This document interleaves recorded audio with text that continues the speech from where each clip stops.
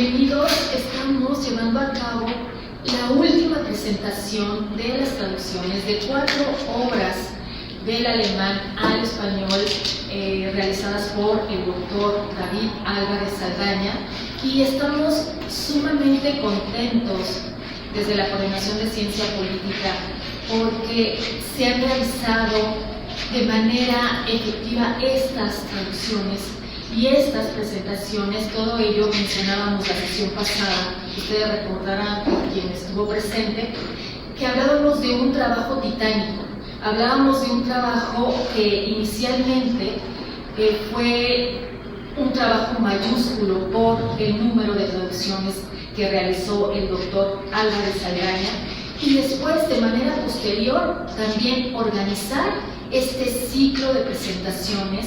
No es un trabajo menor, es un trabajo muy pesado. Hace rato, esto me lo hizo recordar hace rato lo que comentaba el doctor, los avatares que existen al momento de realizar un evento de esta naturaleza.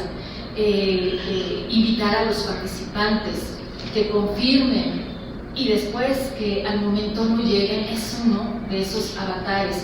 Estar buscando a los participantes que realmente sean especialistas, que acepten, que vengan hasta esta palabra. Todo esto lo hizo el doctor Álvarez Saldaña, por lo cual yo le quiero agradecer que nos haya invitado, que nos haya hecho partícipes a la Coordinación de Ciencia Política, que en esta suma de la idea de un trabajo conjunto, porque bien pudo el doctor Álvarez Saldaña hacerlo él solo, ya lo tenía prácticamente, ya estaba todo organizado, y habernos sumado a esta invitación yo le agradezco bastante al doctor. Ustedes pueden ver que también se encuentran aquí la editorial El Caballito, que es la editora de las obras que hemos presentado. Acá está, por ejemplo, acá está la crítica al programa de Gotha, pero hubiera estado muy bien, sobre todo ahorita para las imágenes que nos están de manera pues muy, yo le agradezco al licenciado del Semanáhuac que se haya encargado ahorita de mandar para cubrir la nota. Hubiera estado muy bien tener todos nuestros libros presentes. Si nos los permites, Roberto, para una foto aquí en el estrado. Entonces les comentaba esta parte de que el doctor Álvarez Saldaña se dedicó de manera independiente a realizar. Gracias. La guerra civil. Sí, también.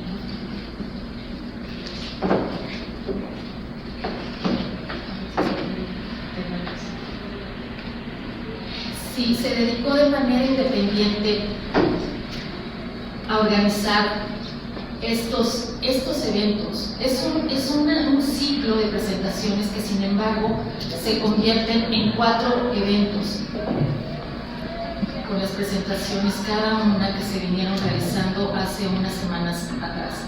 Bueno, le agradecemos al licenciado Almaraz que esté cubriendo la nota, y vamos a iniciar. Bien, le agradezco a los participantes, primeramente al doctor Álvarez Saldaña, también tenemos a Nayeli, que ya la conocíamos, estuvo con nosotros presente en una sesión pasada, y al doctor Oscar, que lo presentaré más adelante. Voy a leer unas breves notas a manera de introducción, a manera de una forma de introducirnos a la presentación de la obra.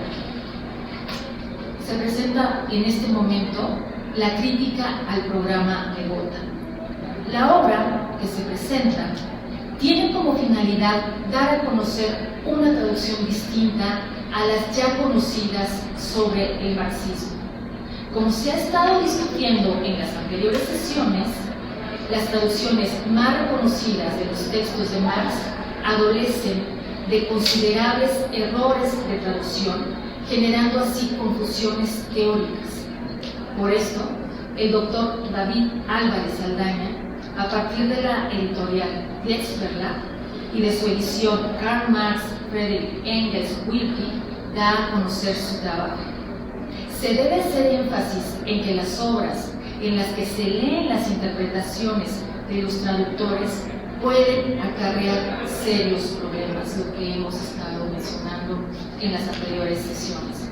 Por ejemplo, que no se lee directamente a Carlos Marx y lo poco que se lee de él es a partir de malas traducciones. Para entender mejor lo anterior, basta con conocer los errores en los que han caído las principales editoriales. El problema en la presente obra radica en que no se hizo una traducción textual, la cual dejó serios problemas de interpretación. En ese sentido, el traductor indica que la lectura que se ha hecho de la crítica al programa de Botha ha sido orientada hacia el derecho, mas no a la economía política. Esta obra, la crítica, no tiene que ver con la interpretación del derecho. No es una obra que solo hable de la producción de la ética, la moral, de la distribución e inclusión de los ingresos justos.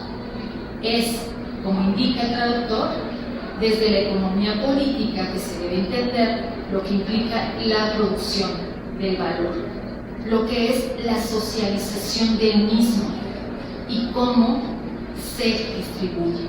Como es notorio, cada disciplina implica y explica de distintas formas. Sin embargo, solo es una correcta y es desde la que se traduce del Wilkie. Otro elemento destacable en esta obra tiene que ver con las tareas asignadas en las sociedades comunistas o socialistas, según Marx. En este texto, el autor expone cuáles son las tareas que debe seguir la clase proletaria para transitar a una comunidad de tipo socialista. Aquí el autor expone que el periodo político de transición está entre la sociedad capitalista y la fase superior del comunismo. Además, el doctor Álvarez señala que a diferencia de otras traducciones, en esta sí se habla de las labores a seguir, de una opción diferente al capitalismo y de una revolución política si se compara con las traducciones tradicionales. Y tal como se muestra en la crítica al programa de Botha, esto tiene relación con la conquista del poder público.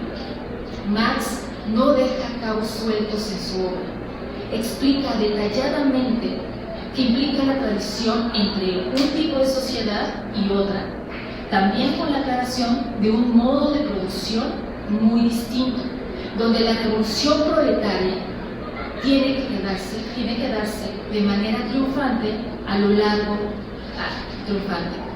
de la presente obra. Nos encontramos con las discusiones que realizó Carlos Marx en cuanto a los siguientes puntos: la producción socialista, la distribución socialista, así como la existencia de un Estado socialista, que seguramente serán temas abordados por nuestros panelistas. Que disfruten la presentación y voy a permitirme darle la palabra al doctor Álvarez Saldaña, por favor. Gracias, maestra Erika.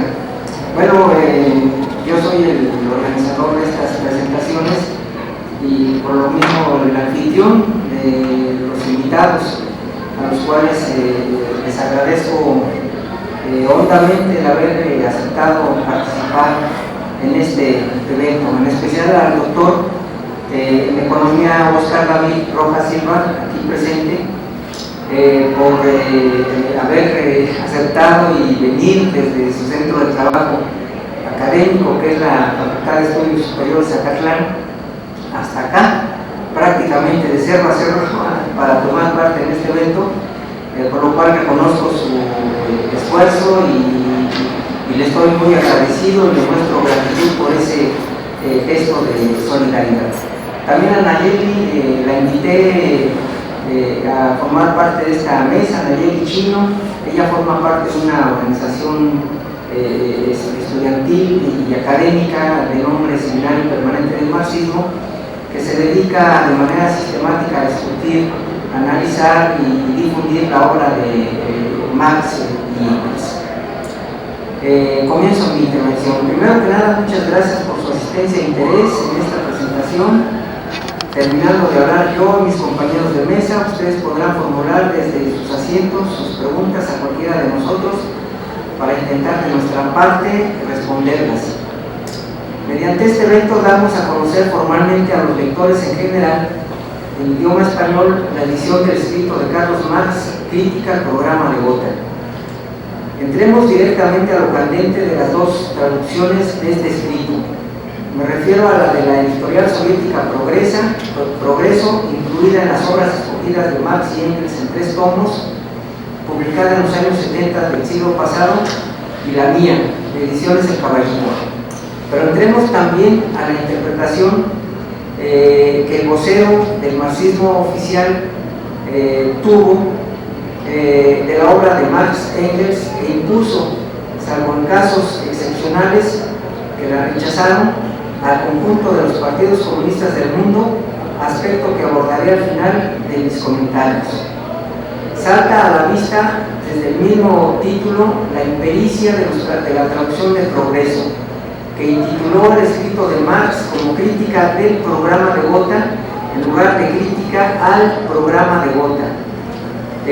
Los traductores de Progreso confundieron un artículo determinante de la lengua alemana des por las diferentes acepciones que tiene este en lengua española, como sería a, el, o su contracción a, al, crítica al programa de Gotha. Es bochornoso que nadie en su momento corrigiera estos errores infantiles de esta editorial.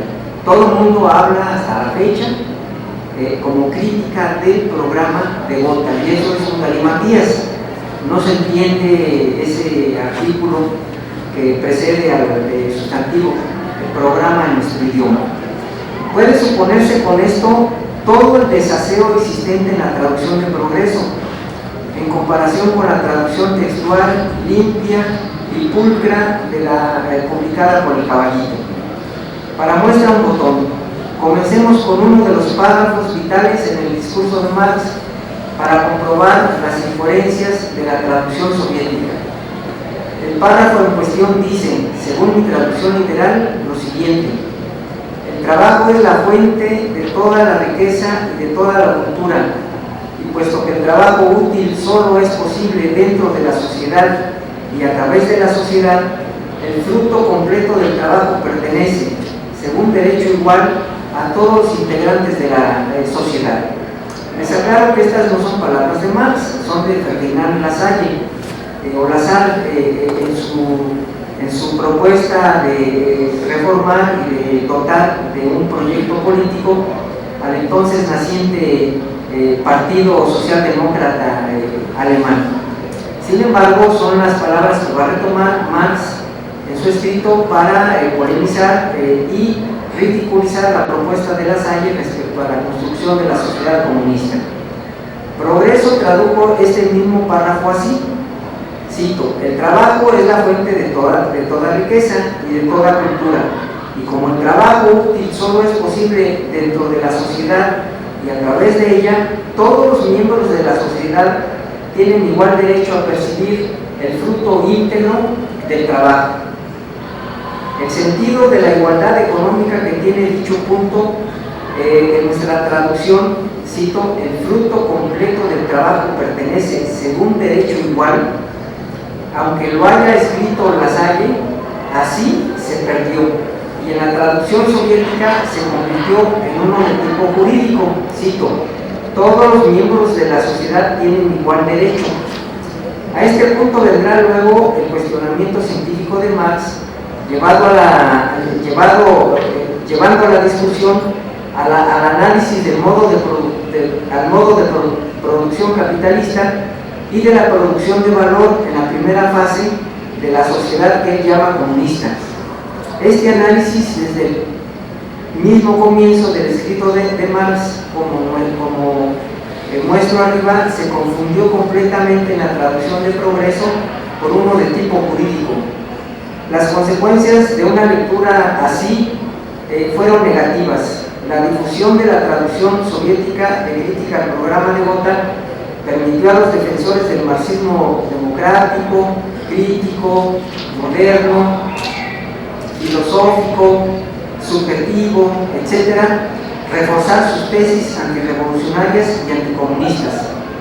El debate giró consecuentemente en torno a la disciplina del derecho y no al de la economía política de Marx, en torno a la producción de la ética, de la moral, de la distribución justa de los ingresos y no alrededor de la producción de valor ni de su socialización y distribución, etc.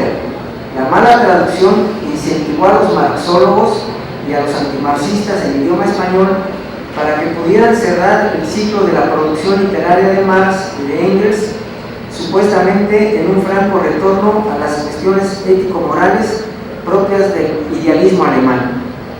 El segundo ejemplo se encuentra en el párrafo donde Marx señala una de las tareas económicas y políticas esenciales de la sociedad socialista o comunista.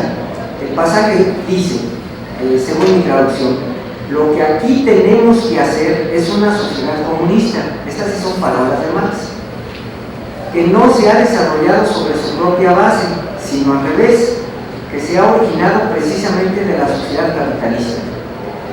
Marx se refiere, termino la cita, Marx se refiere allí ni más ni menos a lo que más adelante denomina periodo político de transición, que media entre la sociedad capitalista y la fase superior de la misma, es decir, a la primera fase de la sociedad socialista. En este párrafo está implícita también la tarea que le corresponde ejercer a la dictadura revolucionaria del proletariado, de la cual habla Marx poco después. Obsérvese que en este sentido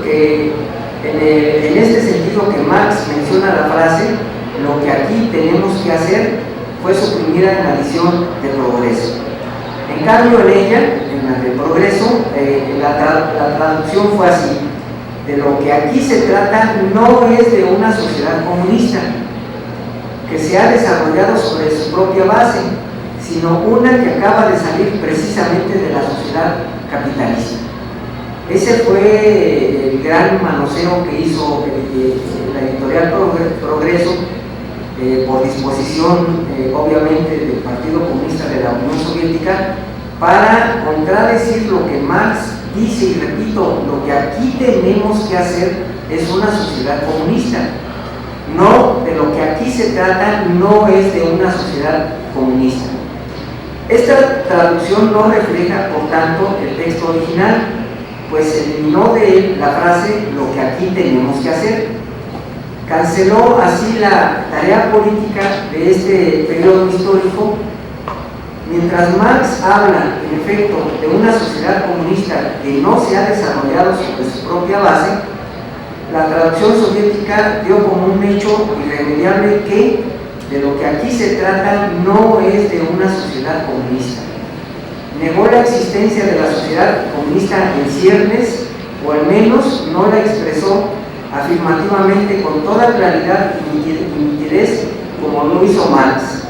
Se deduce de ello que la posibilidad de dejar atrás el capitalismo fue mutilada. El sentido de la traducción conduce, la de Progreso, a que la revolución tenga que adaptarse otra vez a las leyes económicas del capitalismo. El resultado de una lectura así terminó diciendo entonces que habría que convivir, como sucedió en el socialismo real y como sucede en el socialismo actualmente existente, con el principal lastre de la sociedad capitalista, que es la ley del valor, y su complemento, la plusvalía o la explotación del trabajo asalariado. El tercer ejemplo se refiere a los párrafos que fueron suprimidos en la edición de 1891 que realiza Engels. La traducción soviética sí los publicó, pero no los indicó al lector gráficamente mediante paréntesis angulares, como aparece en el idioma original.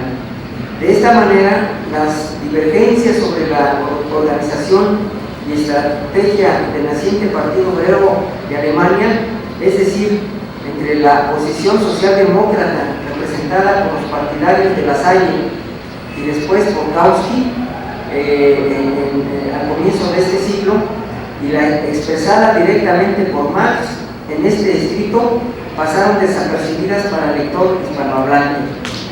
De todo lo que hemos dicho respecto a la traducción nefasta del Progreso, podría atribuirse esto quizás a simples errores de dedo, como se dice coloquialmente, es decir, a meros accidentes normales, entre comillas, de cualquier traducción, a la inexperiencia de los traductores, a las erratas en la impresión, etc. Por supuesto que no. Los innumerables errores de la traducción de Crítica al Programa de Gotha no fueron casuales ni fruto del azar. El escrito de Marx estudia breve pero sustancialmente la construcción económica de la primera fase de la sociedad comunista y las tareas políticas inherentes de tipo económico, cultural, etc., de la revolución socialista triunfante.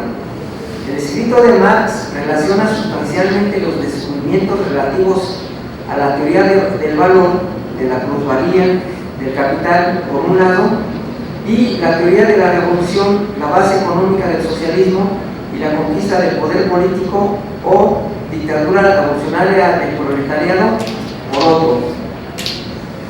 Los aportes y conclusiones de Marx arriba mencionados intentaron llevarlos a la práctica los dirigentes de los partidos comunistas del siglo pasado, comenzando por el partido de Lenin y continuando con los partidos que le siguieron en la dirigencia del Partido Comunista de la Unión Soviética como cabeza del bloque socialista. Definitivamente no. En consecuencia, el contenido revolucionario y comunista de Crítica al Programa de Gotha cuestionaba las diferentes vías al socialismo de mercado iniciado por todos esos países desde que se abrió la puerta a las relaciones capitalistas con la llamada NEP o Nueva Economía Política, instaurada en la Unión Soviética bajo la dirección de los bolcheviques, pero también con la anuencia de Lenin. Para no profundizar más, pues pueden constatar lo que digo leyendo esto en la edición del Caballito. Paso al siguiente punto. Por último, quiero referirme a lo que el Instituto de Marxismo-Leninismo y el mismo Partido Comunista de la Unión Soviética interpretaron de Crítica al Programa de Gotha en uno de los prólogos del tomo 19 de la edición Marx, Engels, Berke.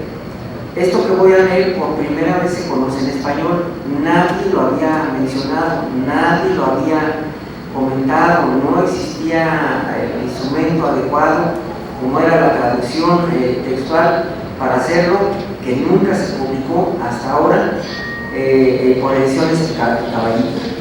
Lo que voy a leer a continuación fue el fiat o mandato político que ese partido impuso a la mayoría de los partidos comunistas de todo el mundo, acatado con devoción. Con estas últimas citas puede corroborarse que la mala traducción y consecuente incomprensión del escrito de Marx en la edición de Progreso no fue casual. Si ustedes lo leen, me gustaría que lo hicieran, verían la cantidad de incongruencias, incoherencias, interrupciones, cambios repentinos que hay en esa traducción, que repito, no fueron por casualidad.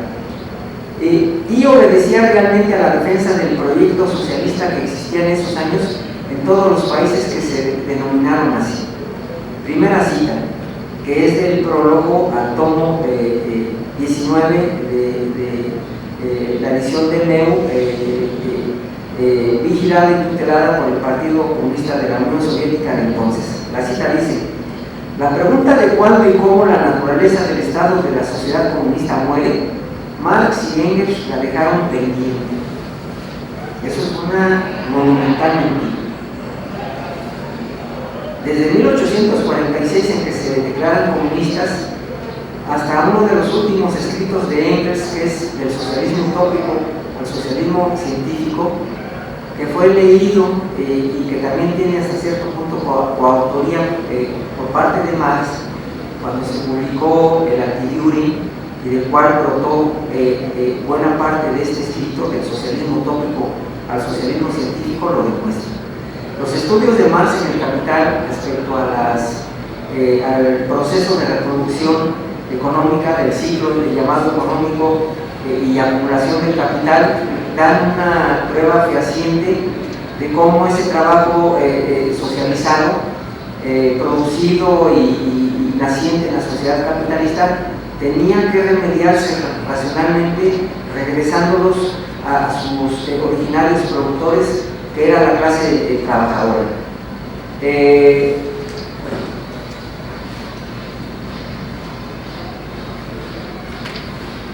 Continúo la cita soviética, del Partido Comunista de la Unión Soviética. La pregunta de cuándo y cómo la naturaleza del Estado de la sociedad comunista muere, Marx y Engels la dejaron pendiente, puesto que la experiencia de aquel tiempo aún no ofrecía la base para su respuesta. De esta manera se contradijo lo que Marx explica en su escrito. Ellos eran los voceros, pues, de un socialismo que decían que tenía que aceptarse como tal, es decir, no solo válido o vigente, sino también de carácter marxista, porque según ellos y según esta interpretación, a través de este tomo, que fue una especie de línea y de mandato a todos los partidos y fuerzas marxistas del mundo, no habían realizado nunca en su grandiosa y voluminosa obra. Segunda cita: el Partido Comunista de la Unión Soviética, los partidos obreros comunistas de los países de la democracia popular desarrollan creativa y extensivamente la teoría del marxismo-leninismo, del estado de la clase trabajadora y de sus tareas y funciones en las etapas particulares de la construcción del socialismo y del comunismo. Esta es la otra cita. En otras palabras, lo que ellos están diciendo es que están creando en una etapa de marxismo crítico, en una etapa de marxismo creador, en una etapa de nuevo marxismo, de neomarxismo, que supuestamente, al parecer, desde el punto de vista de ellos, continúa el marxismo, y esta es otra soberana mentira.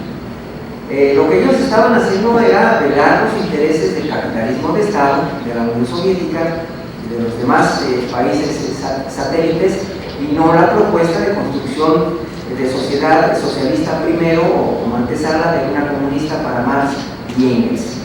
Tercera y última cita.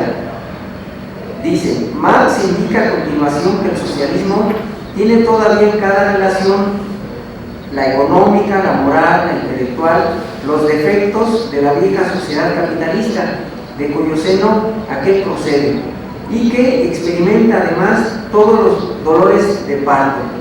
De ahí que Marx mantenga la desigualdad de los hombres en el socialismo todavía por mucho tiempo como inevitable. Y esto es una abominación.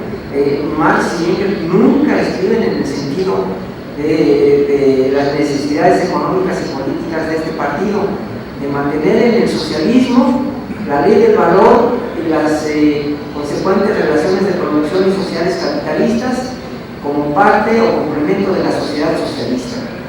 Pero tener que decirlo también con todas sus letras, como acabo de leerlo. En este sentido, la edición de Leo, ¿verdad?, está torcida, está sesgada, está orientada a satisfacer las necesidades políticas de este partido, de ese socialismo, como se hace en el tomo 19 de esta edición. Continúo. El socialismo de mercado y la burocracia estatal que lo regulaba, así se convirtieron en la supuesta bandera internacional del marxismo.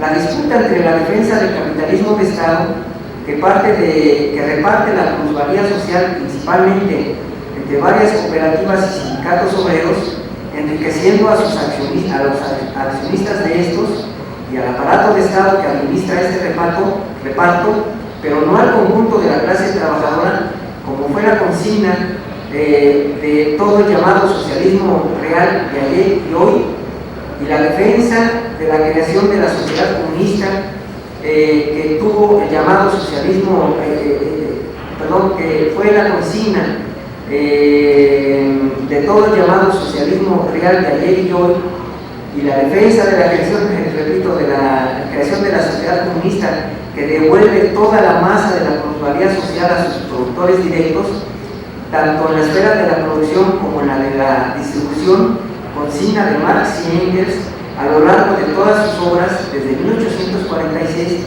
pero puntualizada científicamente en El Capital y sobre todo en crítica al programa de Gotha de 1875, teoría sostenida hasta 4 años antes de la muerte de Engels en 1895 en su célebre escrito Del socialismo utópico al socialismo científico. Fueron las dos interpretaciones de las obras de Marx y Engels que se enfrentaron en los años 50 del siglo pasado. La versión primera fue adoptada por el PECUS, es decir, por el Partido Comunista de la Unión Soviética, y voceada por todo el mundo a través de la defensa del socialismo sintetizado con la consigna de cada cual según su capacidad, a cada cual según su trabajo. Rechazada tajantemente por Marx y también por Engels, pero por Marx especialmente en este escrito, como queda demostrado. La versión segunda fue la que Marx y por supuesto también Engels adoptaron siempre en defensa de la sociedad comunista, sintetizándola a través de la consigna de cada cual según sus capacidades, a cada cual según sus necesidades, como aparece explicada en el escrito aludido. La versión soviética del escrito de Marx, pero a su vez del mismo marxismo, limitó históricamente para explicar solo la transición del capitalismo al socialismo o capitalismo de Estado al marxismo. En verdad, el marxismo sigue siendo la única teoría científica que explica 3 aspectos sustanciales de la historia humana. Las sociedades, las sociedades clasistas anteriores al capitalismo, sostenidas en la explotación del trabajo. 2, el mismo capitalismo como sociedad sostenida en la explotación del trabajo asalariado.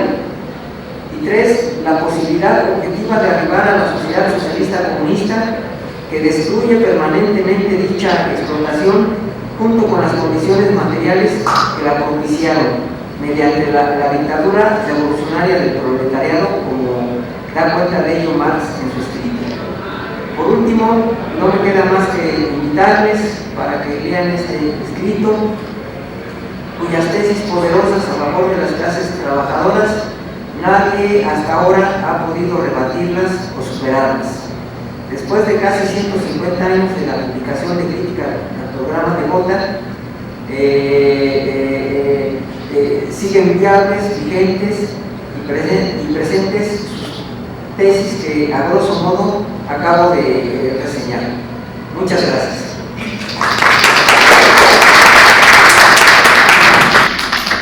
Gracias, doctor Álvarez Saldaña. Y miren, nosotros iniciamos esta sesión al revés. Realmente a mí me hubiera encantado escuchar de manera final, al cerrar el evento, al doctor Álvarez Saldaña como el traductor de las obras, escuchar todo este bagaje de conocimientos que es especialista en el tema de Marx, cerrar con él como cuando bien se dice la cereza del pastel, culminar así el evento.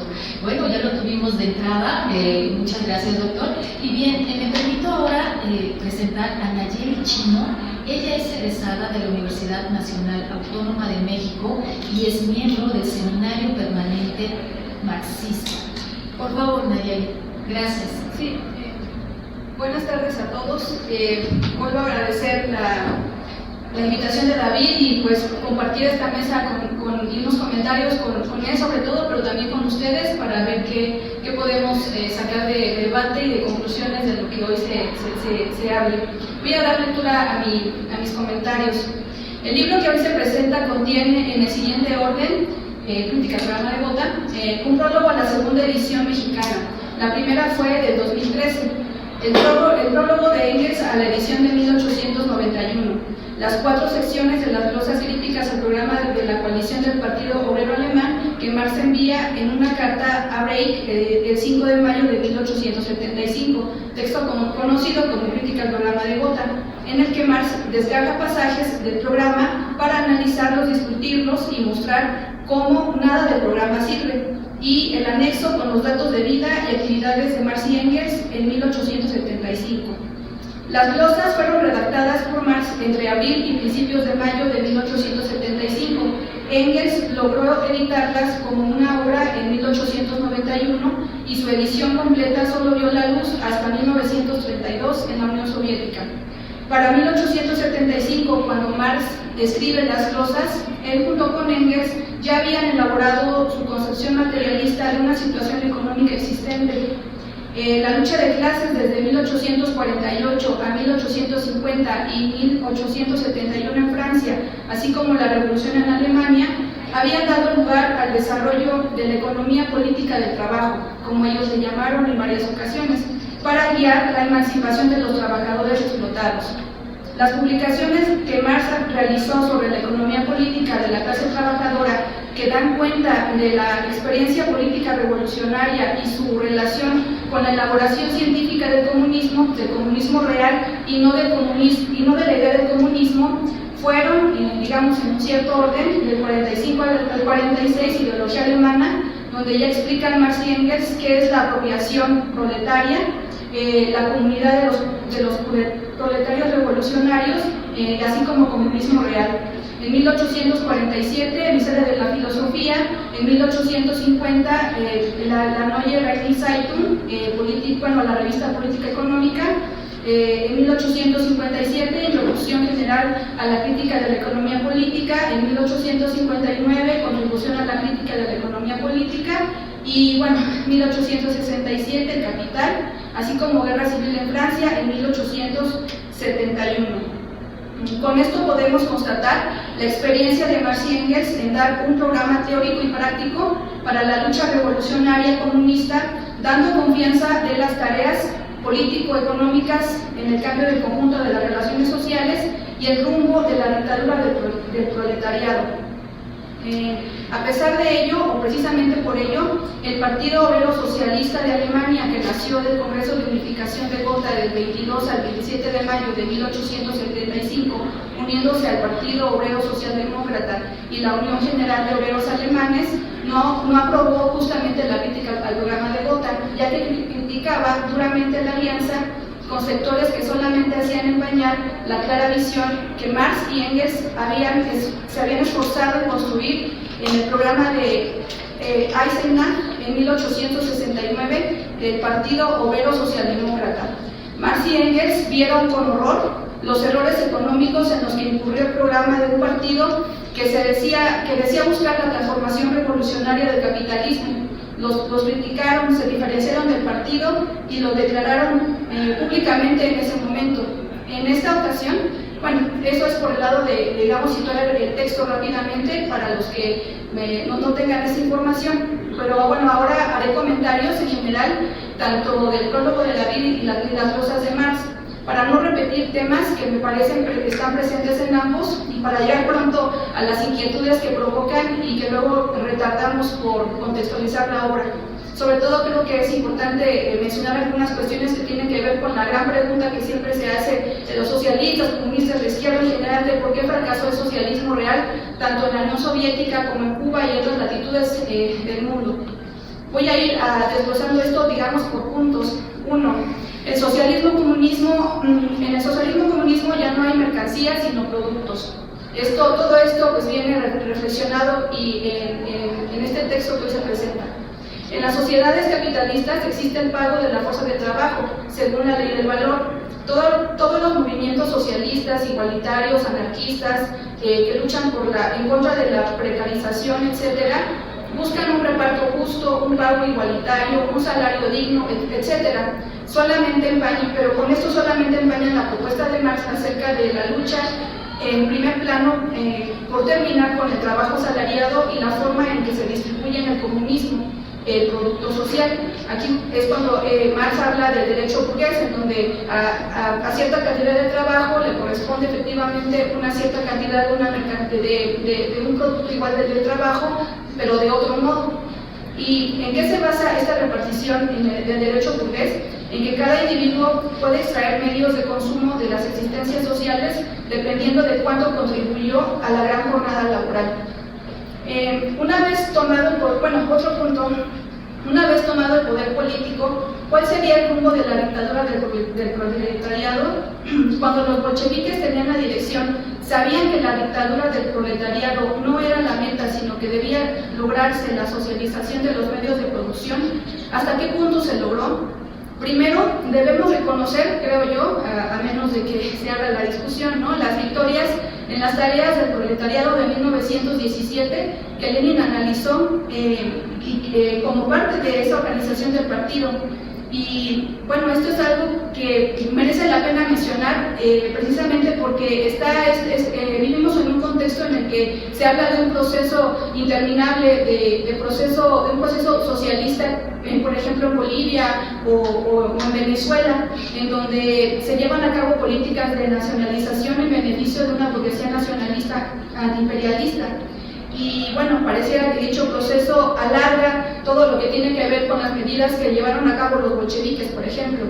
También porque existe gente como Álvaro García Linera, en donde supuestamente critica, por un lado echa flores y por otro lado corrige a Lenin, diciendo que su error más grande fue hablar de un socialismo de Estado y un socialismo estatista, y de lo que se trata es de una mirada comunitaria civil, dando lugar a una democracia plebeya. Pero lo que no dice Linera es que justamente el socialismo de la Unión Soviética, de 1917, de los bolcheviques que representaba Lenin, o al menos hasta que él dirigió el partido, así como los bolcheviques en su conjunto, pues que ellos sí llevaron a cabo una expropiación de los capitalistas, que también plasmaron en leyes, y también efectivamente llevaron a cabo una revolución socialista que en mucho se podría decir ha triunfado respecto a otras experiencias.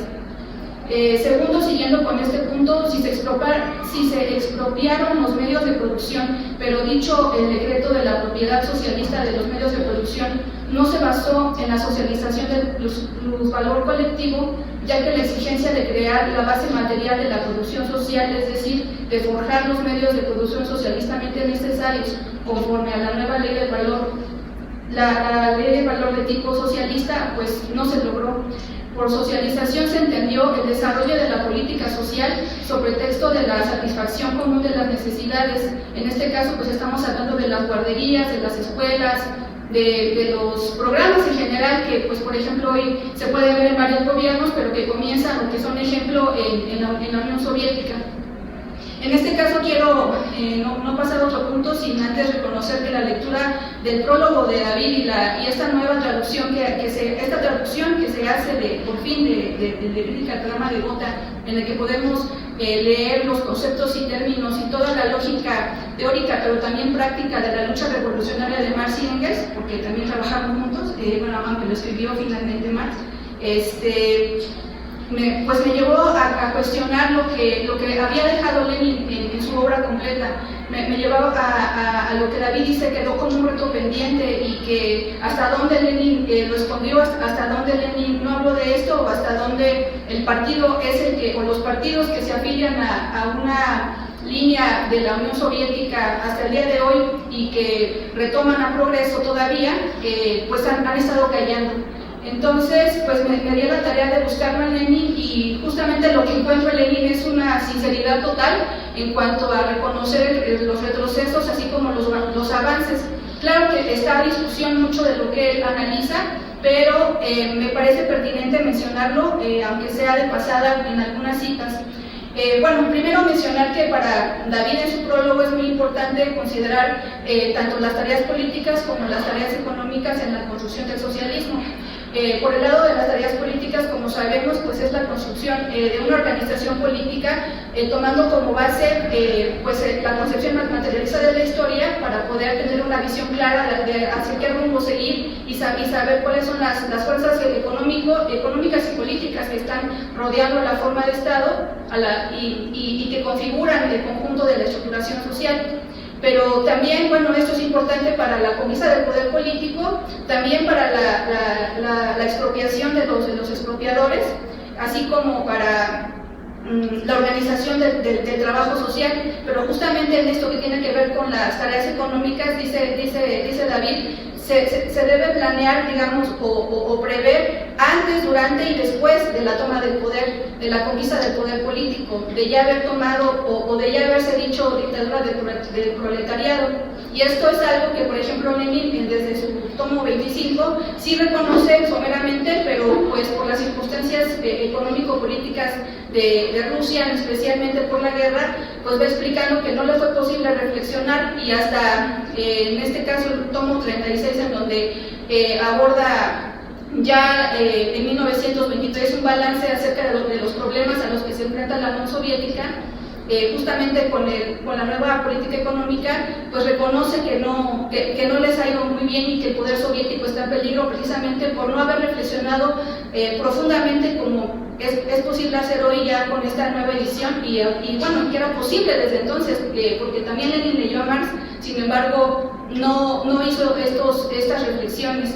Y bueno, tal vez quisiera mencionar algunas partes en donde Lenin pues reconoce que el retroceso que significa para la construcción del socialismo, del socialismo-comunismo, el que haya en su sociedad pues a un mercado libre, que no se haya roto con la ley del valor capitalista. En este caso él habla de la NEP, y voy a tratar de ir más o menos rápido.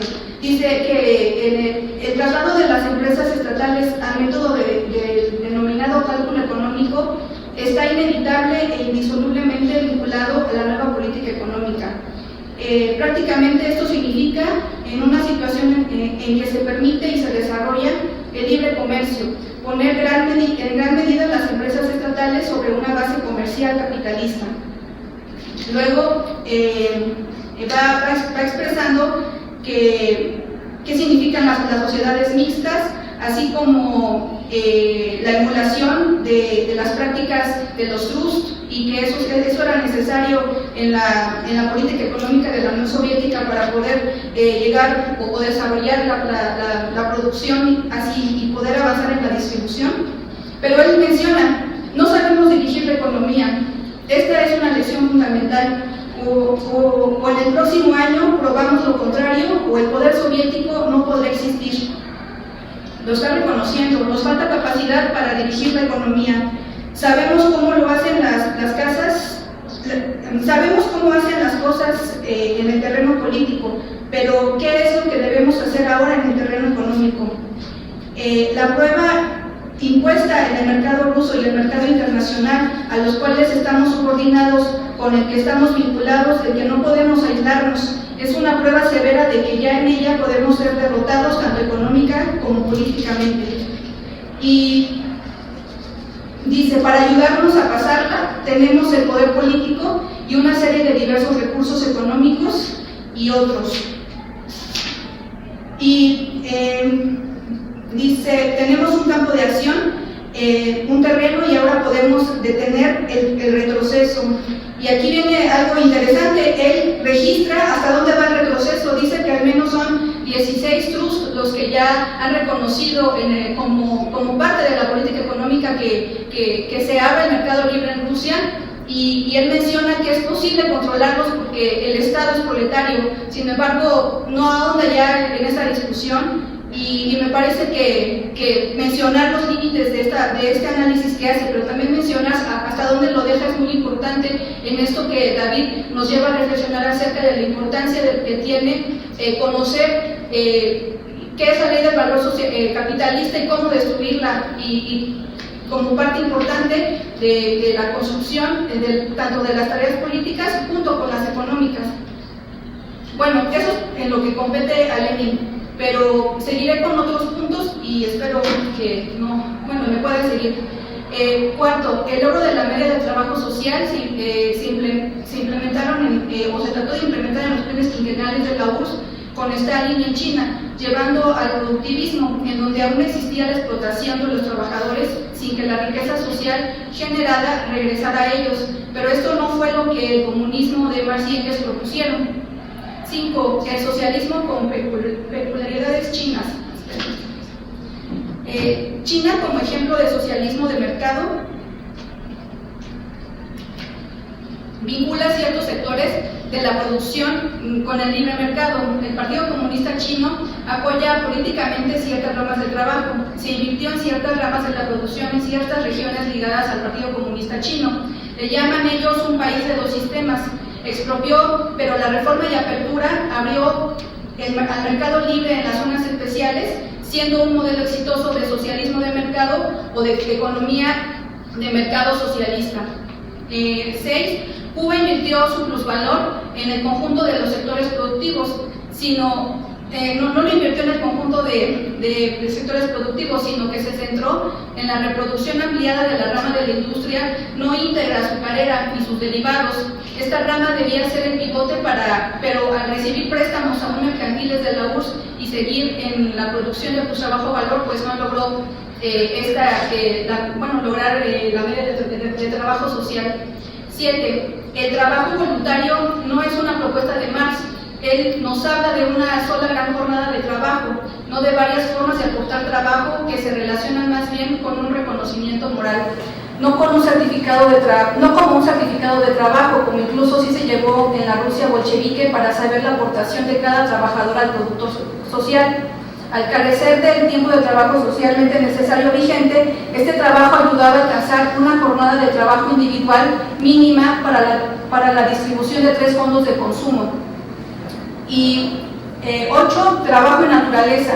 Bueno, como se mencionó en otra ocasión, en esta ocasión, al principio al parecer, Marx dijo que los burgueses tienen muy buenas razones para atribuir al trabajo fuerza de creación sobrenatural, y también menciona que el trabajo no es la fuente de toda riqueza.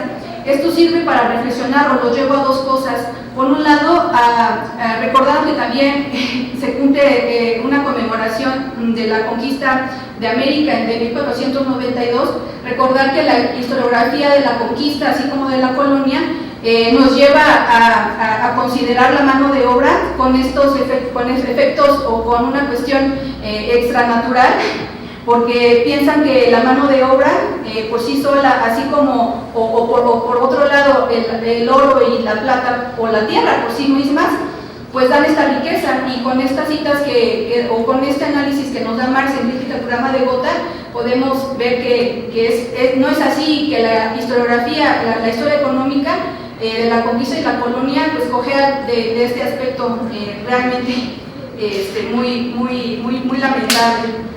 Por otro lado, esto de la naturaleza y el trabajo vale la pena mencionarlo porque hay una exaltación de la naturaleza, y esto sabemos que está en boca de la cuestión del cambio climático en la llamada era del antropoceno, precisamente por lo que dicen que ha generado el hombre en cuanto a la huella de carbono, y ha llamado la atención hacia la relación del hombre justamente con la naturaleza, flora y fauna, privilegiando el cuidado de esta a través de la propuesta agroecológica y bioeconomía.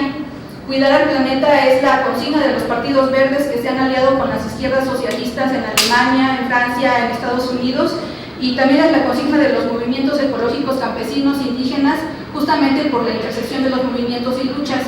En el caso de la agroecología, interpretan que Marx habló de metabolismo social. Los socialismos, anticapitalismos, comunitarismos dicen acabar con el capitalismo, la cual entienden a lo sumo como neoliberalismo solamente, pero no tienen en sus propuestas económicas la explicación sobre cómo acabar con la propiedad privada burguesa, y pues mucho menos con esta cuestión que estamos analizando hoy sobre terminar con la ley del valor capitalista. A manera de conclusión, simplemente mencionar que pues es importante invitar a los nuevos lectores que ya en algún momento se acercaron a este libro, para que sean ellos mismos los que comparen las traducciones, las diferencias en la traducción de las que ya habló David, y también la invitación a que seamos más los que entendamos cuál es la dirección de la emancipación comunista y la apropiación de los medios de producción. Eso es todo por mi parte.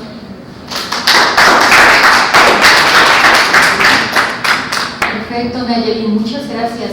Siempre con reflexiones tan profundas, nos traes conocimiento, bastante información. Gracias desde la sesión pasada.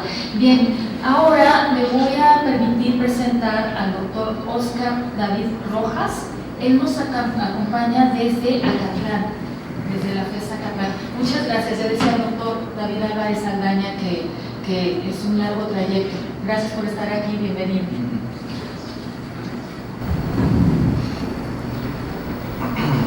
Muchísimas gracias. Sí, efectivamente es un largo trayecto, pero vale la pena, sin duda, porque siempre es muy importante, o sea, yo creo que ahorita estamos en un momento, lo comentaba de hecho esta mañana con mis alumnos, de que estamos en un momento histórico muy interesante porque estamos ante el resurgimiento de reconocer la importancia de la lectura de la obra de Marx, ¿no? Y yo creo que eso es fundamental, sobre todo en estos momentos que pues a mí sí me gustaría postular como este momento histórico de una aceleración en las transformaciones a escala global, ¿no? Entonces, pues obviamente que acudir otra vez a todas estas discusiones es de suma importancia y por supuesto que pues agradezco la invitación y pues siempre también muy agradecido de estar compartiendo estas discusiones y reflexionar en torno a ellas. Entonces, pues ahorita ya se ha dicho mucho afortunadamente del contexto, de todas las problemáticas que sin duda están ahí en toda esta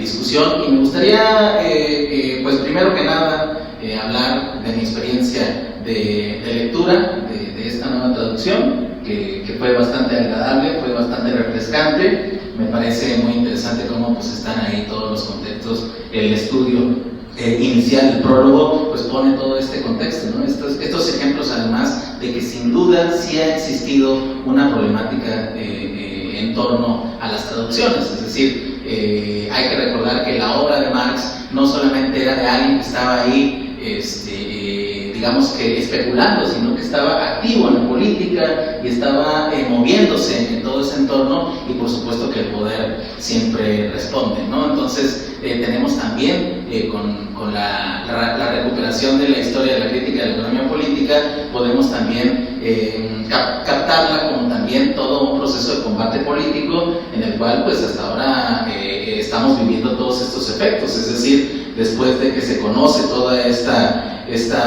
obra, pues por supuesto que todas las instituciones que pertenecen al sistema ideológico de defensa del capitalismo, pues obviamente que se encargó por muchos medios en tergiversar las traducciones, en otros casos también en las universidades cooptar el método con el cual se leen estas obras.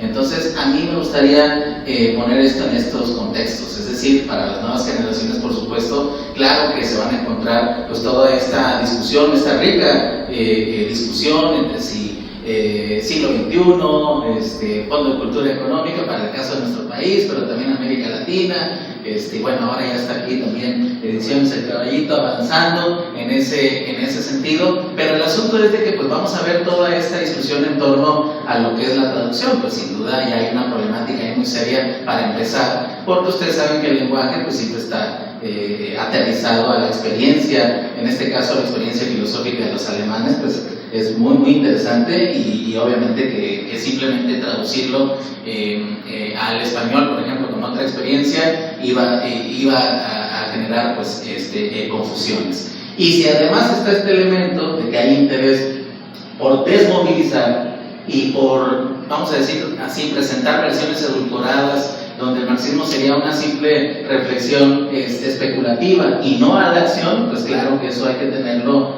muy presente. Entonces, eso es sin duda muy importante y esto trae agua fresca, es muy importante volver a generar estos textos porque además, pues al final del prólogo pues queda claro cómo también ya se conecta con el momento contemporáneo, ¿no? Lo que podemos hacer de los análisis correspondientes de lo que ya estamos viviendo también y que nos exige respuestas no simples o apresuradas, sino profundamente reflexionadas. Y ahí es donde me gustaría hacer esta primera división que existe en esta crítica al programa de Gotha, en el sentido de que dice, bueno, para poner el contexto, ¿no? Este programa no sirve para nada. Y entonces uno pudiera decir en este momento, bueno, entonces ¿por qué seguimos enunciando lo que es lo que pasa? Bueno, pues porque se da cuenta Engels, pues de que ahí está delineado toda esta este primer elemento de con mucha claridad decir, pues básicamente, ¿qué es lo que sigue después del capitalismo? ¿no? Entonces, hablar ya de la táctica, de la programática aterrizada, de algo que se ha enunciado como la teoría de transición también, es decir, los sistemas, los modos de producción no aparecen así súbitamente, sino que estos están hechos bajo la base del anterior. Entonces hay un movimiento ahí de transición que tiene que ser estudiado y tiene que ser analizado. Entonces, de este programa es muy interesante porque a raíz de esa primer gran intención, donde pues obviamente que Marx, que siempre, ustedes saben que su humor siempre es pues fuerte, sobre todo cuando detecta que estructuralmente no se está entendiendo objetivamente y materialmente el proceso que están enunciando. Entonces ese es el problema que separa, por ejemplo, ahorita que se enunciaba este texto del socialismo utópico, el socialismo científico, pues es la gran inconsecuencia metodológica que existe de pensar que se están haciendo los enunciamientos simplemente y no se está imaginando y percibiendo el proceso real, material de transformación que se está llevando a cabo en la realidad. Vale aquí la redundancia. Entonces, Marx es muy fuerte en ese sentido y pues obviamente que pues, ya para este momento ya lo tiene muy afinado, ¿no? El primero que recibió esos impactos así de contundentes fue Proudhon, ¿no? En la serie de filosofía. O sea, lo bueno es que eran amigos, ¿no? Siempre bromeo con mi padre al respecto. Qué bueno que eran amigos, porque si no, imagínense cómo lo iba a tratar, ¿no? Entonces, Marx distingue, y que es algo interesante para la lectura de esta crítica, entre lo que son los principios y lo que son las tácticas, ¿de acuerdo? O sea, en un momento específico, y eso también Engels lo comenta por ahí, claro que los principios van a tener que presentar una interpretación de acuerdo a los momentos y los contextos específicos de la gran diversidad de sociedades que asumen esta postura de que es posible transitar más allá de la imposición de las relaciones sociales de producción capitalistas, ¿no? Entonces, bueno, pues lo que aquí vemos en toda esta discusión, que es muy, muy rica en esta información de lo que se está viviendo a finales del siglo XIX y comienzos del XX, pues es de que pues dice, bueno, en materia de táctica, claro que podemos ahí hacer distintas interpretaciones para conseguir nuestros objetivos, pero en materia de principios somos irreductibles. Porque en materia de principios sería entregar, ¿no? En este caso específico, pues entregar las armas, por así decirlo, ¿no? Entonces, pues ya no hay táctica que valga si yo he entregado los principios. Entonces, por supuesto que detectar cuáles son esos principios es fundamental, porque pues ahora tenemos nosotros la necesidad de traer toda esta información. De hecho, el mismo Engels, ¿no? Que dice ahí, bueno, pues cuando está explicando la publicación, dice, pues claro que suprimí algunas cosas que tenían que ver con el contexto específico, porque lo que nos interesa es el conocimiento general. Un poquito hablando en términos de método dialéctico, pues una cosa es lo singular, otra cosa es lo particular, y otra cosa es lo universal, que es en realidad no un asunto especulativo abstracto, sino lo universal es la interconexión del lenguaje y método que yo puedo tener del aprendizaje que otros revolucionarios en otro momento han tenido en el mismo combate contra el capital. Y aquí conecto con un asunto, porque también hay que saber, pues hay que tener bien claros que pues, el capital no es una circunstancia o una situación inamovible, sino que también se está presentando transformaciones constantes. Entonces, pues no es lo mismo la táctica. Los principios sí, los tenemos claros, pero la táctica no puede ser la misma a inicios del siglo XX que a inicios del siglo XXI. Entonces tenemos que hacer una modulación. Es un gran servicio ya, al menos saber que lo que estamos leyendo pues no está truqueado. De ahí que las traducciones son fundamentales. Pero para poder transitar o hacer concreta la combinación entre principios y táctica, tengo que agregar además claridad del método. Es decir, saber con qué código está desarrollado Marx, porque pues, ustedes saben también, por ejemplo, de nueva cuenta, recordando ahorita este libro del socialismo utópico, el socialismo científico, donde está también ahí explicando Engels, bueno, pues ahí ya que murió Marx, me encontré en una gaveta lo que se conocieron después como las tesis sobre Feuerbach.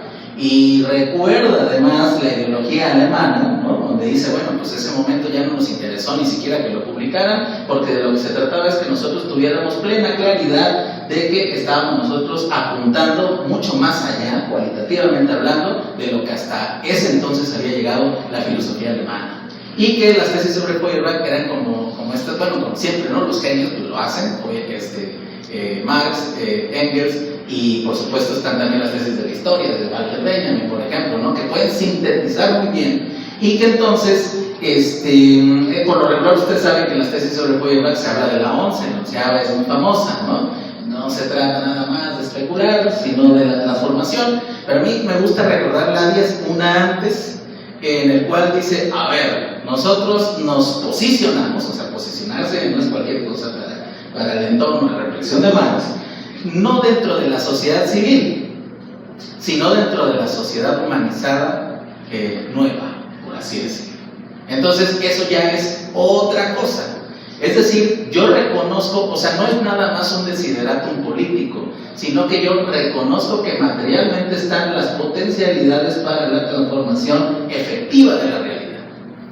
Esto es, por supuesto, estamos hablando, para decirlo de otra manera, pues de que pues desde siempre, ¿no? Desde chiquitillo, Marx, que platicaba tanto con su papá como con su futuro suegro, pues le dejaron venir toda la energía de la Revolución Francesa. Entonces él inicia toda su reflexión en torno a que es posible cambiar los fundamentales de toda una sociedad en conjunto. Entonces, desde ya todo su proceso ya tiene ese carácter revolucionario. Entonces, por eso es finísimo en esta crítica, en el sentido de distinguir lo que luego puede ser lo que va a ser enunciado como el oportunismo o como las inconsecuencias que salen de tratar de simplemente ponerle parches a toda esta maquinaria de explotación que conocemos como es el capital, ¿no? Entonces, necesitamos, por supuesto, buenas traducciones, necesitamos, por supuesto, también recuperar a qué nos referimos con un método renovado, dialéctico, profundamente dialéctico, y yo creo que en esa medida también vamos a poder ir avanzando, porque nosotros también nos vamos a poder ir dando cuenta, incluso con malas traducciones, de las inconsecuencias, ¿no? Entonces, pues casi podemos hacer en tiempo real, decir, bueno, pues aquí la temperaron la praxis, pero yo sé que por fundamento, por principios, si no hay praxis, no hay marxismo. Perdón. Entonces tenemos que hacer una renovación, porque además hay una cosa aquí muy interesante, porque todas estas discusiones, pues claro que son de lo más interesante, nos ayudan mucho a entender el contexto, ¿no? Además todas las múltiples corrientes, o sea, lo que hay alrededor de todo esto pues es una diversidad impresionante, ¿no? O sea, la derecha pues siempre ha tenido la posibilidad de ajustarse a uno y un solo principio de la acumulación incesante y abstracta de riqueza, pero pues acá lo que queremos hacer es nuevas cualidades. Entonces pues procurar la revolución nos lleva a otro mecanismo. Y entonces me gustaría decir esto y luego ya una conclusión. Tiene que ver con que el sistema capitalista, por supuesto, sigue evolucionando. Y en el momento en el cual todo esto está ocurriendo, estamos en el momento de transición del dominio del capital industrial hacia el dominio del capital financiero, compañeras y compañeros. Los teóricos del imperialismo de inicios del siglo XX, bueno, Hobson en el XIX todavía alcanza, están dándose cuenta de la profunda transformación que está viviendo el sistema capitalista. Entonces, aquí recupero uno de los conceptos también fundamentales a la hora de estar discutiendo cuestiones de marxismo, que es este concepto de subsunción, ¿no? En el cual, digamos que yo puedo tener un proceso material existente, pero si se genera un contexto en el cual ya está subordinado a una nueva circunstancia, entonces significa otra cosa. Entonces, bueno, si ahora ya está dominando el capital financiero, pues digamos que todos los elementos que nosotros estamos descubriendo, que se están discutiendo aquí, tenemos la obligación ética de hacer esa actualización. Es decir, realmente los problemas que se están viviendo, por ejemplo, con respecto a los trusts, que es algo muy importante que se desarrolla y que nos da luz, Lenin, Bukharin, ¿no? Especialmente a mí me gusta mencionar siempre a Nikolai Bukharin, porque lo planta ahí muy claro todos estos elementos. Ahora pues tienen magnitudes diferentes y tienen otro tipo de capacidades, ¿no? Entonces, ¿dónde yo voy a encontrar exactamente con esta nueva potencia adquirida? Recordarán que, por ejemplo, pues Marx siempre habló del sistema de crédito como una palanca, de hecho, para acelerar la transición. Y ahorita es nosotros en el imaginario, pues después de todo el Hollywood, pues vemos nada más el sistema financiero como un lugar donde consumen coca y hay excesos. Pero en realidad es una fuerza productiva tomada, que se expresa en el monopolio de la moneda mundial del dólar. Entonces, bueno, ahí ya estamos pudiendo proyectar otra escena de dónde podemos apuntar las fuerzas revolucionarias, es decir, dónde le movemos. Porque de repente sí podemos correr el riesgo, y por supuesto esto es parte de la discusión, de que sigamos pensando que la escena corresponde al siglo XX, cuando ya incluso hay otros tipos de actores. O sea, tenemos también ya no solamente cierta cantidad de trust, sino que hay super trust, pero además con fuerza militar, ¿no? Digamos que por el contexto, pues claro que se pudieran hacer muchas expropiaciones antes de que conociéramos los horrores de la guerra mundial, pero pues ahora tenemos amenazas nucleares, tenemos incluso ya las nuevas variedades, ¿no? El uso y desuso de los medios de comunicación, el lawfare y lo que ustedes quieran, ¿no? Y por supuesto, sin duda no podemos dejar de mencionar las violentas dictaduras militares que sufrimos en América Latina, ¿no? Entonces, en suma, lo que quiero decir con todo esto es de que sí tenemos que pues, irnos apoyando de todos estos trabajos para hacer esta renovada lectura, para también hacer una revisión de con qué método es con el que estamos reflexionando toda esta información y cómo la podemos traer al siglo XXI, que ya no es de que nosotros seamos promotores de la transformación, sino que la transformación ya materialmente se nos está imponiendo, ¿no? Porque ahora tenemos un contexto totalmente diferente, y pues yo creo que sin duda la invitación, y yo estoy seguro que esto va acorde al espíritu científico de Marx, de ser rigurosos en materia metodológica, y por supuesto también tener el corazón bien encendido para comprender cuáles son las necesidades políticas de transformación que tenemos hoy en día. Muchísimas gracias.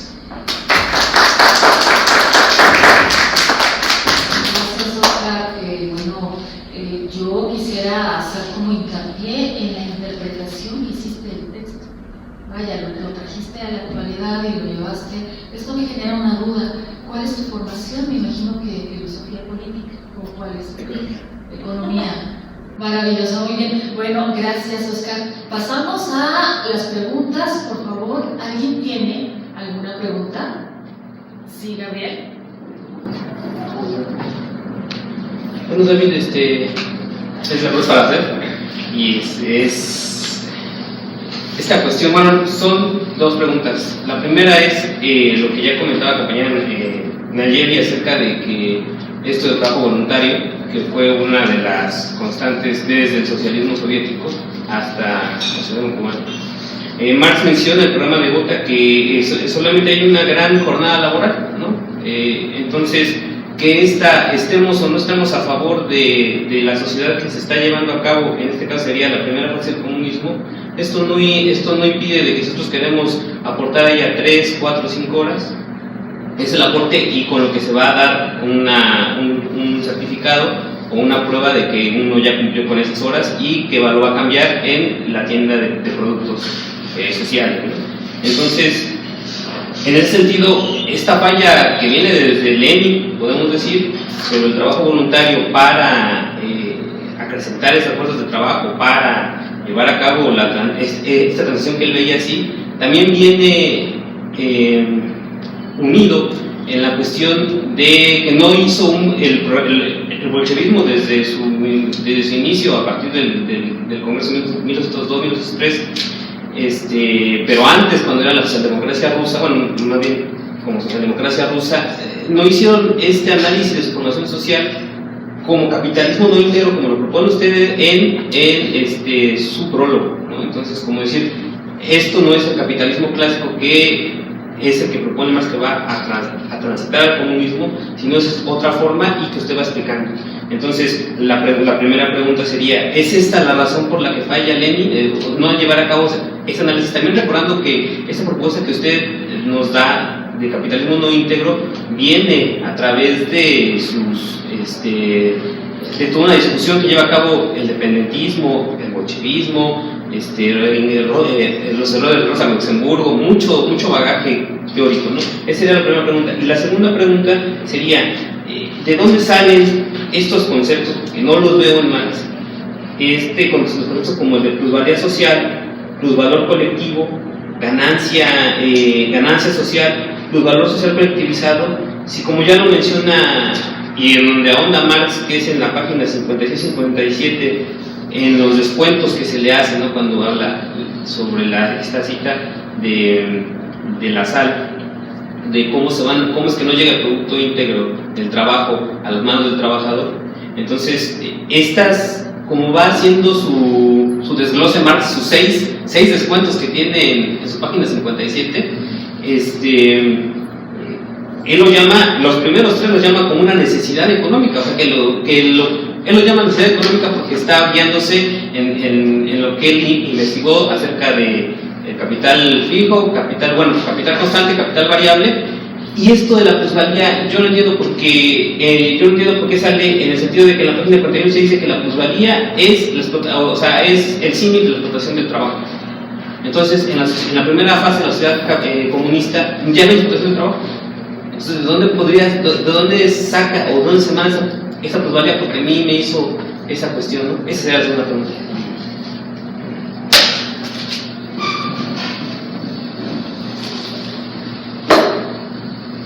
A mi modo de ver, Lenin sí salió siempre.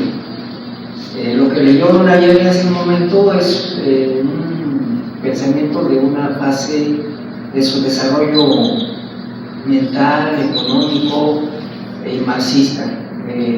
Lenin balbucea en diferentes lugares, sobre todo respecto al futuro del socialismo.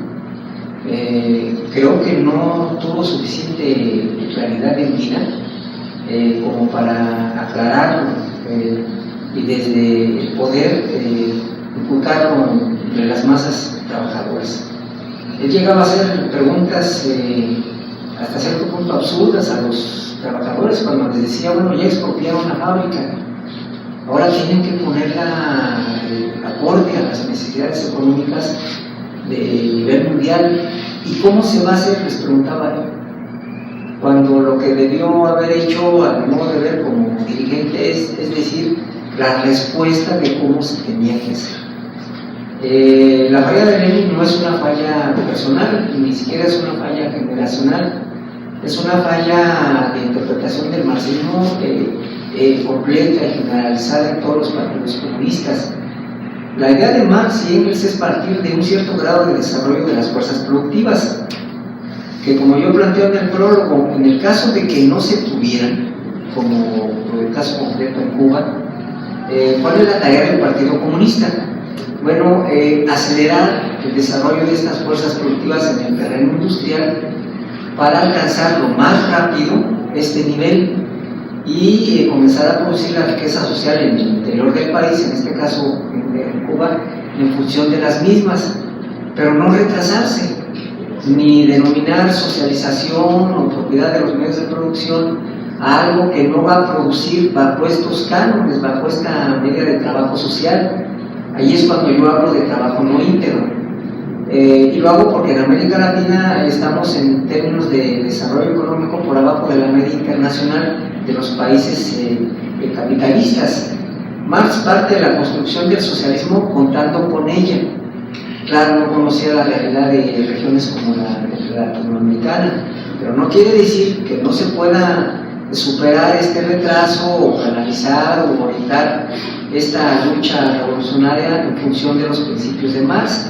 Lo primero que se necesita es llegar a esa media de trabajo social generada por las actuales fuerzas productivas en el capitalismo desarrollado. Claro que va a costar mucho trabajo, pero para eso está el partido. O sea, la pregunta que les hacía Lenin a los trabajadores, ¿y cómo le van a hacer? él debió haberla contestado y decirles, como decía el Che en Cuba, vámonos por la industrialización de Cuba. Por eso le dan el cargo del Ministerio de Industria y por eso viaja por todo el mundo para plantear ese problema del atraso cubano y de alguna manera conjuntar los apoyos internacionales para poner las primeras piedras de desarrollo industrial en Cuba. Cuando le decían en el extranjero, incluyendo Rusia, que le iban a donar modelos o paquetes o equipos completos para instalar una fábrica X en Cuba obsoletos, el Che reventaba de coraje y les decía que no, que de eso no se trataba, que no se trataba de llevar una fábrica con 10 años de retraso económico a Cuba cuando el grado de desarrollo de las fuerzas productivas exigía otra cosa, pero la respuesta que tenía era siempre esa. Desgraciadamente el Che no hace la contrapropuesta. Dentro del Partido Comunista, como secretario de Industria en la isla, no les dice, es que de lo que se trata es de industrializar, por ejemplo, el campo. No se trata de producir cacao, café o caña, nada más, sino de hacerlo en función del grado de desarrollo que en ese momento, estamos hablando de los 60, existía en el mundo capitalista. La falla de Lenin, por lo tanto, en este sentido, hace un impasse, presenta un hueco respecto a la propuesta teórica que hace Marx y Engels de ser la primera comisión.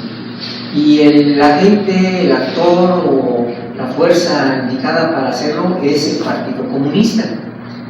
En este sentido, la riqueza que se genere como plusvalía social, por denominarla de alguna manera, no es la que se privatiza en el régimen capitalista de producción entre nosotros, sino de una masa de riqueza que se tiene que resarcir, se tiene que regresar en función del ingreso personal, y en ese sentido deja de existir y no se requiere para nada trabajo voluntario. Esas ideas son alegres, son optimistas, pero no dan en el blanco. Lo que exige Marx es la condición obligatoria de que en el socialismo o transición al comunismo todos tienen que trabajar, todos, y no trabajar en términos de trabajo improductivo, sino de trabajo económicamente productivo. Al hacerlo ya no se necesita la jornada de trabajo voluntaria, siempre y cuando esa jornada, ¿verdad?, esté considerada, o sea, una parte, o sea, una milésima, si tú quieres, parte de esa gran jornada social bajo estas condiciones. Si se logra hacer, entonces, esta plusvalía retorna, y no retorna una parte, no retorna lo que queda después de lo que se agencia a la cooperativa, el sindicato, la burocracia, la diplomacia, etcétera, sino regresa toda. Entonces se le retribuye a ese trabajador en función de lo que se le da como salario social, un hospital, una carretera, un cine, una universidad, etcétera, más su trabajo. Pero la remuneración, y ahí hay que tener mucho ojo, porque es lo que no entienden muchas corrientes, entre ellas la teoría de la dependencia, se le tiene que retribuir en función de la medida de trabajo social, que puede incluso hasta asignarse de alguna manera, el peso cubano si tú quieres, pero que tiene que contar en el fondo como pago de horas trabajo en términos sociales. La divisa, por ejemplo, que propone Owen antes de Marx y Engels, es el pago del salario en ese sentido, el pago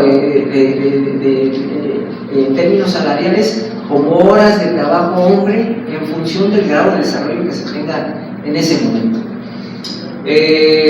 Las dos propuestas, pues, o preguntas que me haces del estanco que se suscita en la época de Lenin, sigue existiendo hasta la fecha. Una olla express en Cuba no se produce, se tiene que comprar en el extranjero, lo hace el partido a través de intermediarios, pero no se produce una simple olla de presión.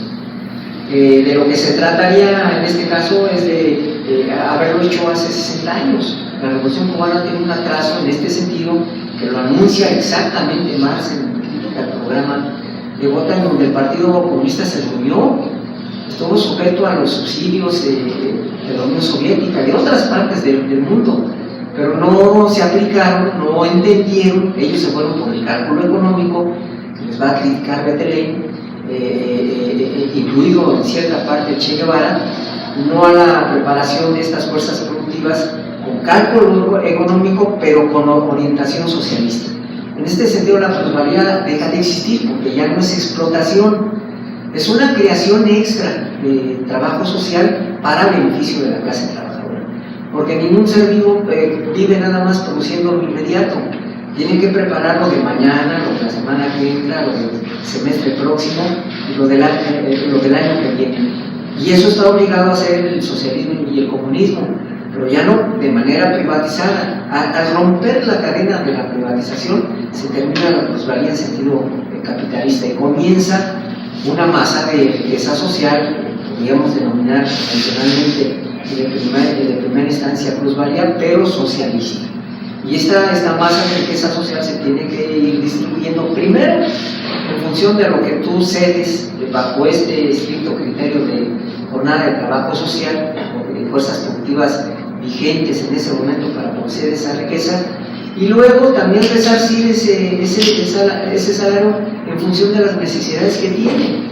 Si yo tengo a mi papá o a mi mamá enfermos y somos una familia de 6 o de 5, en comparación a un ingreso personal cuya familia nada más consta de un papá y una mamá sanos, allí el Estado socialista tiene que buscar la manera de compensar esa necesidad económica que yo tengo para atender la salud de mi papá, de mi mamá, junto con la infraestructura que oferta en términos generales.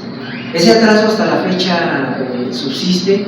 Esa consigna vale la pena mencionar porque nadie en América Latina, ni en Venezuela, ellos se petrolarizaron.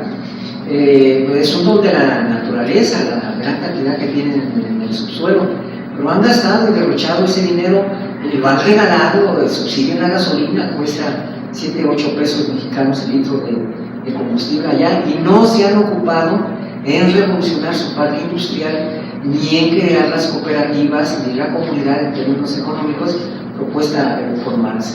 Ese tipo de socialismo del siglo XXI, como le llamó en su momento Hugo Chávez, tiende al fracaso, porque el petróleo se va a acabar y les va a pasar igualito que a Cuba. El día que dejara de existir la Unión Soviética, ¿qué nos iba a subsidiar?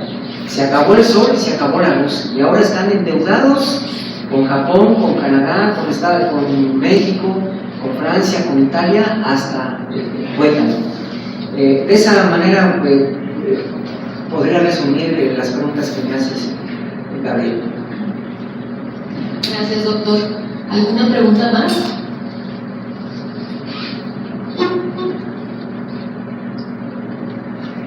¿Ninguna? Doctor, damos cierre. Sí.